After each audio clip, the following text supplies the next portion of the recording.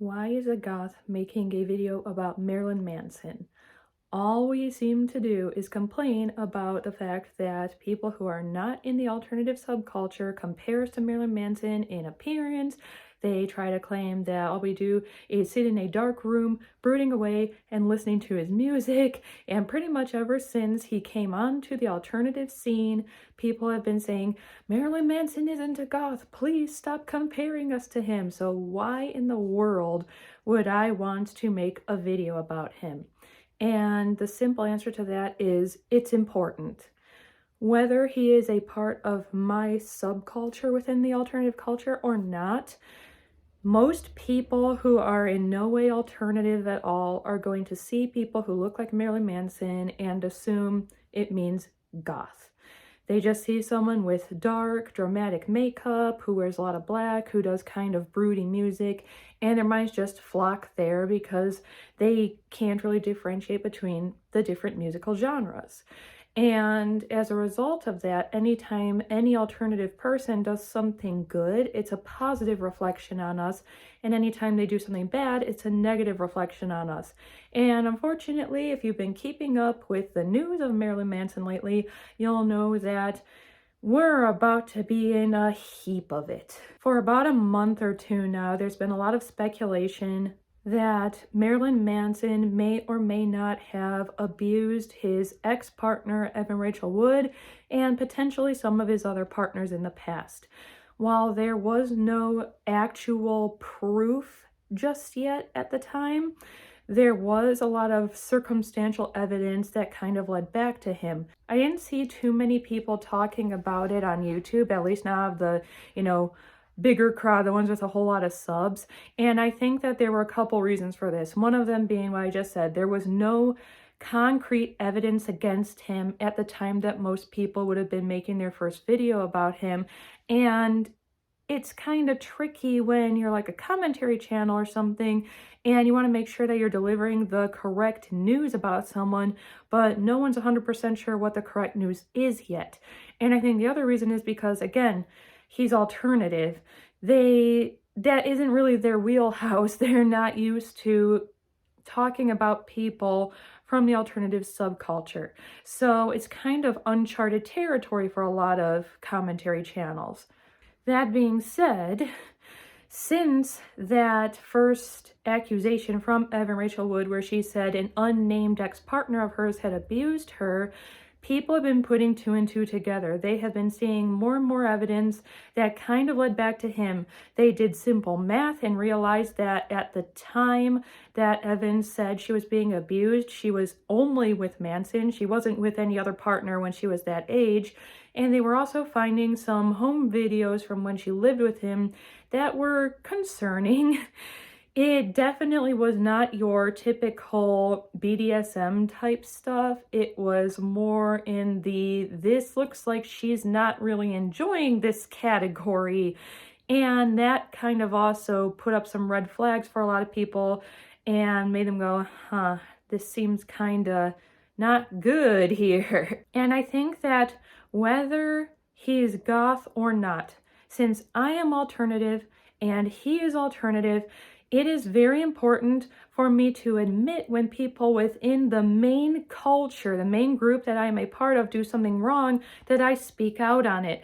We can't expect people to take us seriously if all we want to do is shit sunshine and rainbows. And on top of that, unfortunately, for the general population, he is the #1 alternative person in mainstream media that people are aware of.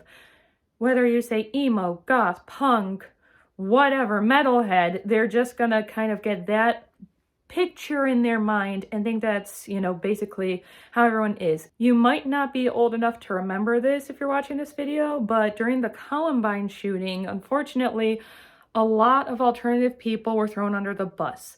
A lot of goths, a lot of people who were punky, a lot of people who were metalheads really went through it because unfortunately mainstream media did a huge mess up in reporting that story. They had basically the general population convinced that the boys who committed the crime were goth or in some way in the alternative subculture, and as a result a vast majority of parents, including my own, had it in their head that if they went through their kids' room and found banned t-shirts from anything that looked a little, suspicious or scary, or they found any CDs from anyone who looked a little suspicious or scary, it automatically meant their kid was going to do something terrible like that.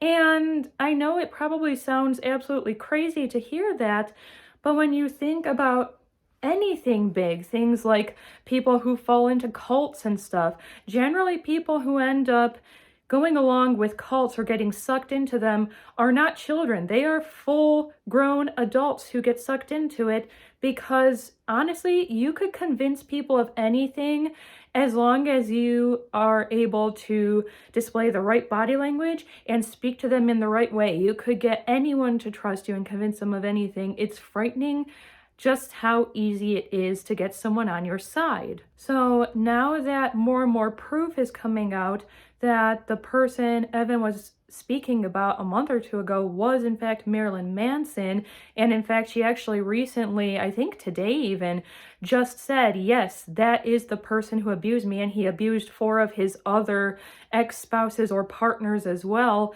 We all need to sit back and say, okay, as hard as we're working to get people to understand that just because we look a certain way, we do our makeup a certain way, our hair, our clothing, we listen to certain music, that does not automatically mean that we are a ticking time bomb. Yes, continue that fight. Continue trying to help people understand that the way you look and the music you listen to does not necessarily influence who you are as a human being in a negative way or a positive way. Sometimes you just like it, and that's all there is to it. Or sometimes it just happened to get you through something difficult. And that being said, I know that as soon as this information came out, I had a few people telling me this really sucks because although he might not be goth music, I'm a goth and some of his songs really helped me through some dark stuff in my life. Or wow, it's really sad because he did some really good things for the alternative movement and spreading some positivity onto it by, some of his interviews he conducted, especially during Columbine. That's fine. Him doing something bad does not negate the good he's done, but it's just important to say he did something really fucked up and really wrong, and it's not okay as it is to say, well, he helped me. And it's great that you have that memory now, and you get to hold on to that memory forever, that you were going through something hard and someone's music really got you through it. But now we need to leave the past in the past and say, okay, this person has harmed multiple people. He's, been accused of grooming, of abuse, of all kinds of heinous things that take you all of 2 seconds to find out about online.